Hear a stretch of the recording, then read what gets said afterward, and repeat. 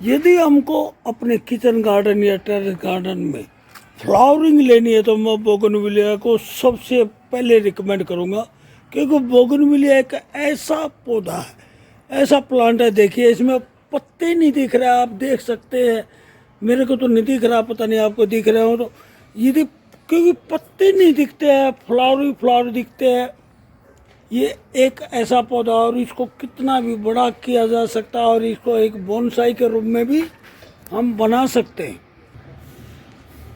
और ऐसा नहीं कि बोगनविलिया इसी वक्त फ्लावरिंग कर रहा है, ये पूरा साल फ्लावरिंग करता है, पूरा साल फूल देता है, रुक रुक के फूल देता है, अलग अलग कलर में होता है। देखिए ये अलग कलर है, ये आप देख सकते हैं अलग कलर है, और अनेक कलर में होता है, और ये गुच्छे वाले में होता है और किसी भी उसमें होता। और इसको हम एक वाइन के रूप में भी, एक बेल के रूप में भी अपने घर में लगा सकते हैं, और एक बोनसाई के रूप में भी। और कितने बड़े पॉट में लगा दे, कितने छोटे पॉट में लगा सकते हैं आप। इसकी ये खासियत होती है। देखिए ये मात्र 8-8 इंची पॉट के अंदर है, ये थोड़ा बड़ा है, और ये भी 8 इंची पॉट के अंदर आप देख सकते हैं। इसमें फ्लावरिंग दिख रही है, मात्र पत्ते तो दिख ही नहीं रहे। तो इसकी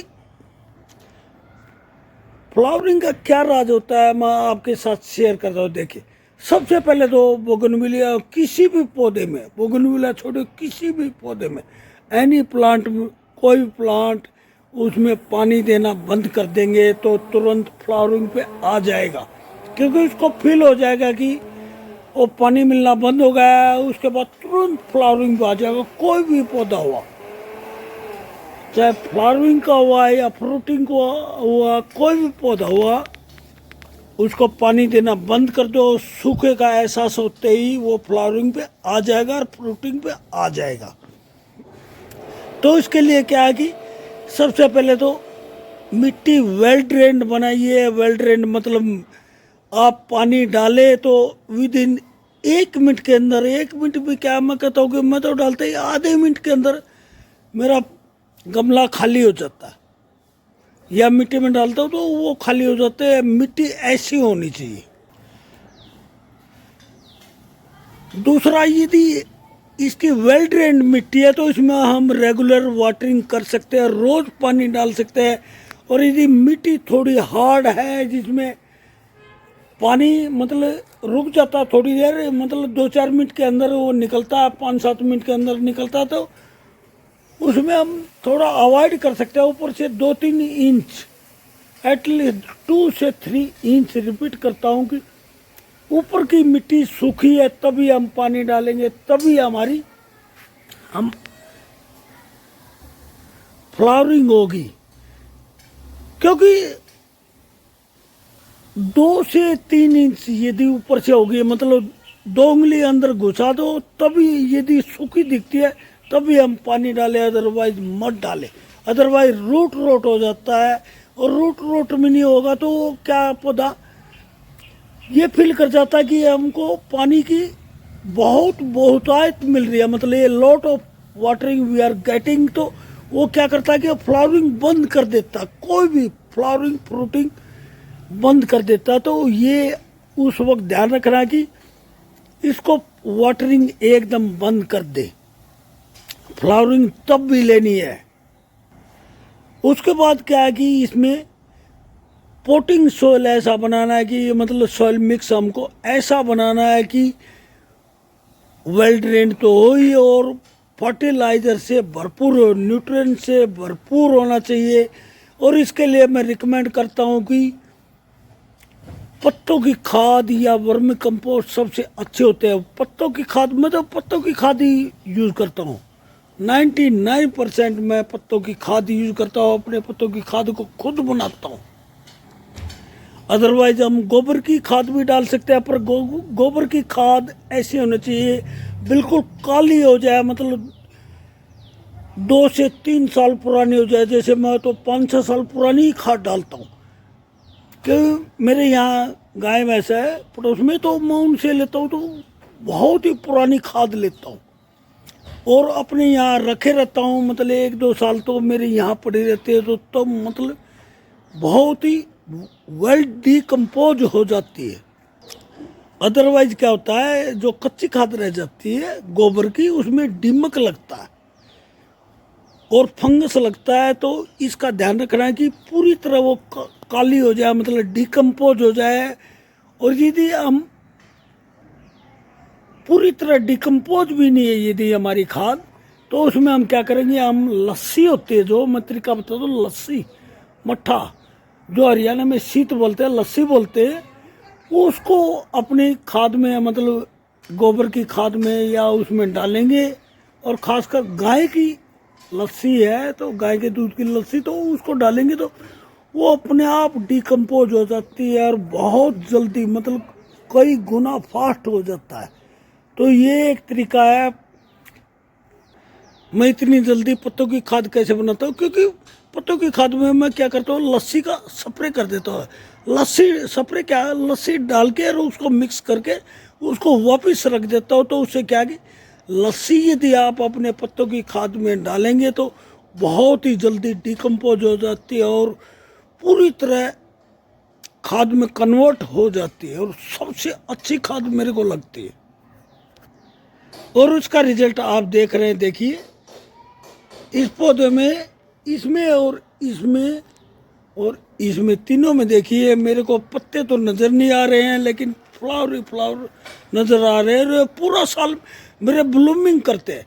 बोगनविलिया ऐसा फ्लावर की ये साल में 5-6 बार करता है। मतलब कि अभी जैसे ब्लूमिंग करेगा, इस वक्त ब्लूमिंग करा है, उसके बाद क्या करेगा, ये अपने सारे फ्लावर गिरा देगा। धीरे धीरे ब्लूमिंग का टाइम होता है और इसका ब्लूमिंग पीरियड काफ़ी लंबा होता है। इसका ब्लूमिंग पीरियड कह सकता हूँ मैं 1-1.5 महीना चलता है। अभी जैसे अभी फूल खिले हुए 1-1.5 महीना इसके फ्लावर रहेंगे। उसके बाद क्या करेगा, ये अपने फूल गिरा देगा और बिल्कुल नंगा हो जाएगा। उसके बाद क्या करेगा, ये रिकवरी पीरियड लेगा 1-1.5 महीने। बिल्कुल कुछ भी इसमें ग्रोथ नहीं होगी, कुछ भी।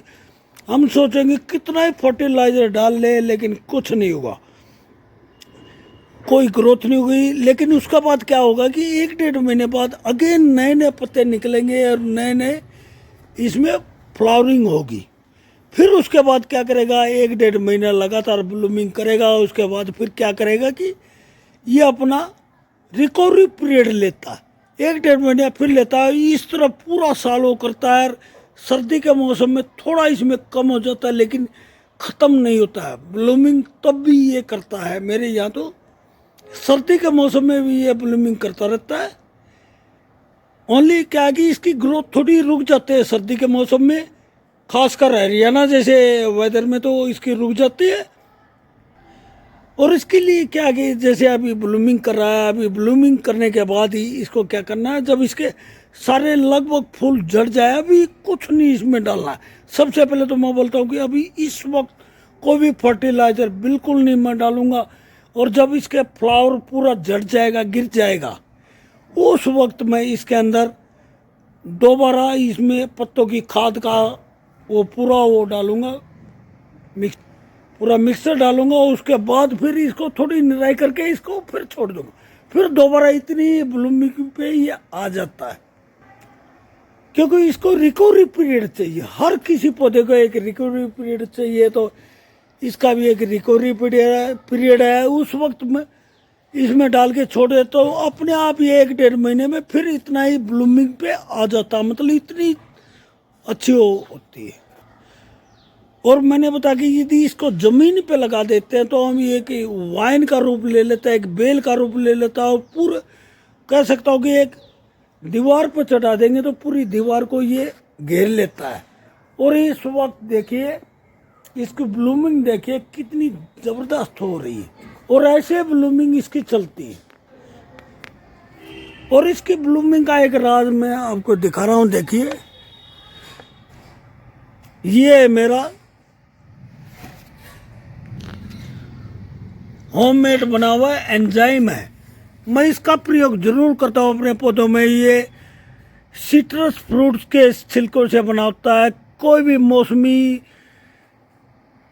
संतरा, नींबू या किसी भी उससे किन्नू, किसी भी उससे हम बना सकते हैं इस को एंजाइम को। इसकी अलग से एक वीडियो मैंने डाली हुई है। इसका मैं रेगुलर प्रयोग करता रहता हूँ। हर 15-20 दिन में जब भी पानी देता हूँ एक बार इसका ज़रूर प्रयोग करता हूँ।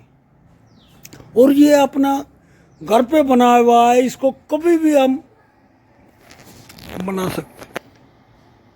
यदि इस बारे में आपको डिटेल में जानना तो चैनल पर एक वीडियो है एंजाइम बनाने का, उसमें आप देख सकते हैं कैसे मैंने ये एंजाइम बनाया हुआ। और हमेशा मैं अपने हर फ्रूट के, कोई भी फ्रूटिंग है या फ्लावरिंग है, सब पे मैं प्रयोग करता रहता हूँ। वीडियो कैसा लगा, अच्छा लगा प्लीज़ लाइक कीजिए, चैनल को शेयर कीजिए, सब्सक्राइब कीजिए। और नई नई जानकारियाँ देता रहता हूँ कि कैसे हम अपने किचन गार्डन को ब्यूटीफुल बना सकते हैं और अच्छी फ्लावरिंग और फ्रूटिंग ले सकते हैं। धन्यवाद।